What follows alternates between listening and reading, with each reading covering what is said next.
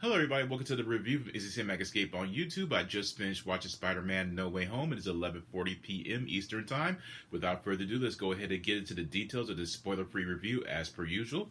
Spider-Man No Way Home is a direct sequel to Spider-Man Homecoming, Far From Home, and along with the Avengers Endgame. Now, Spider-Man No Way Home is taking place after the events of Avengers Endgame and Far From Home, where Mysterio has revealed Peter Parker's identity as being Spider-Man to the entire world, and Peter Parker, along with the assistance from Michelle Watson, MJ, and Ned, they go to Doctor Strange, and he goes to Doctor Strange in an attempt to erase what Mysterio had created as far as everyone knowing his secret identity. Unfortunately for him, because he had botched the spell that Doctor Strange was attempted to complete, it ripped the universe, his universe, along with bringing in villains from the multiverse.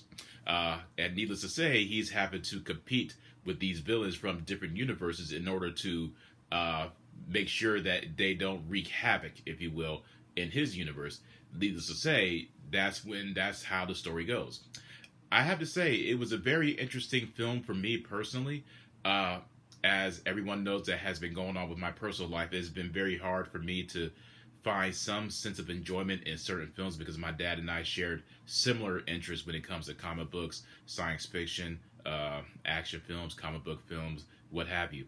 And so when I watched this film, it was a bit of a painful process for me because I missed being able to come home and talk to him about what I watched, and also he would give his opinion on how I should approach my review and things of that nature. So watching Spider-Man No Way Home was, I don't want to say cathartic, but it definitely brought about some painful memories for me as of late because I just really, really wish that my dad was here to be able to enjoy what I enjoyed tonight. I really thought Spider-Man No Way Home was quite possibly the best Spider-Man film I ever watched. I thought it was fairly unique, spectacular, epic, emotional, and needless to say, it got pretty dark and serious and emotional and towards the middle of the film, and I thought that was a very welcome change considering how, at least from my perspective, when it comes to the Marvel Cinematic Universe, they have tended to play it too safe as far as the stakes and consequences that have come to fruition when it comes to their particular characters and the outcomes that have manifested at times.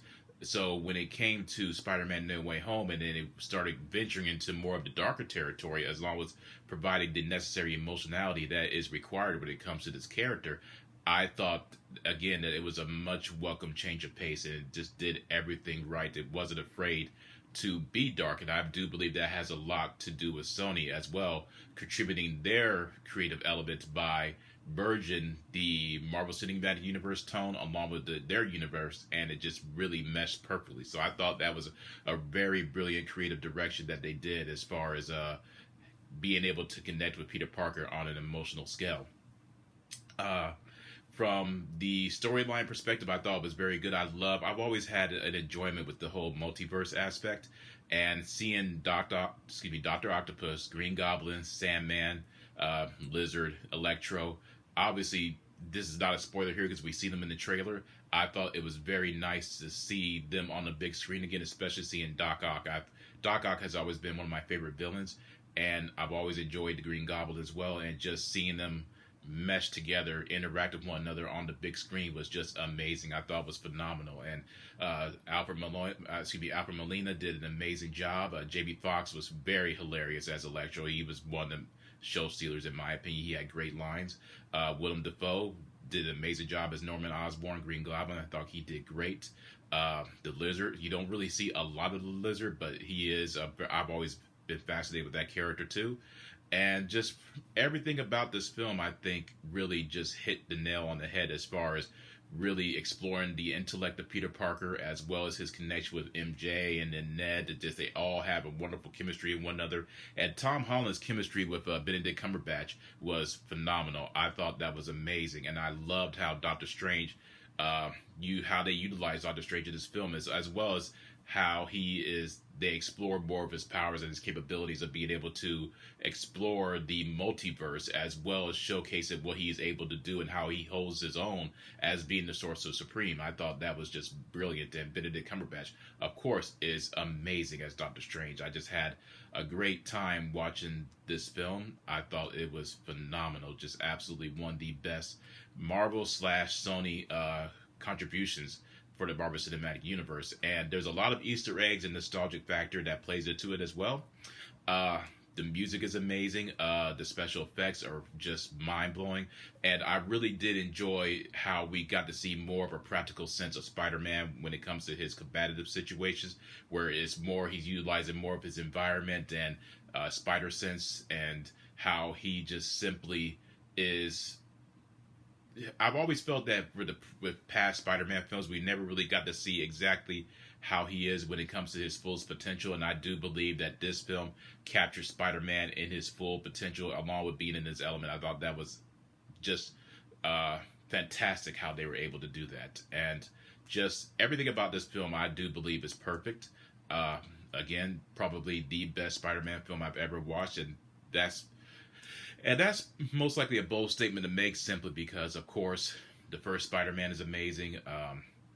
You have Spider-Man 2, Spider-Man 3, The Amazing Spider-Man, The Amazing Spider-Man 2. Of course, you have Homecoming, Far From Home, No Way Home.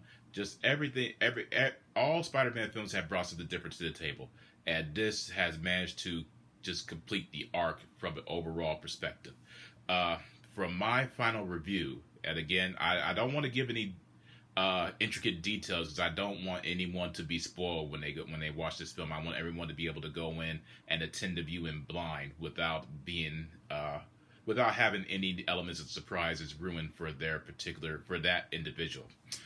So for my review, for my rating, I have to give Spider-Man No Way Home a 5 out of 5, 2 thumbs up. I do recommend it.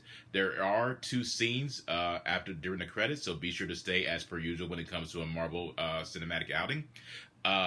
That is my review of Spider-Man No Way Home. As per usual, anyone who is new to the channel and has happened to enjoy my work and want to spread the word, feel free to hit the subscribe button below and spread the word to your friends and family. And anyone who has still been here from the very beginning, thank you. I really do appreciate it. You will be seeing me again, and I'm most likely going to do a review of The Kingsman and Matrix Resurrections when they are released. But that is my review of Spider-Man No Way Home. I hope you guys enjoyed it. Take care, and peace out.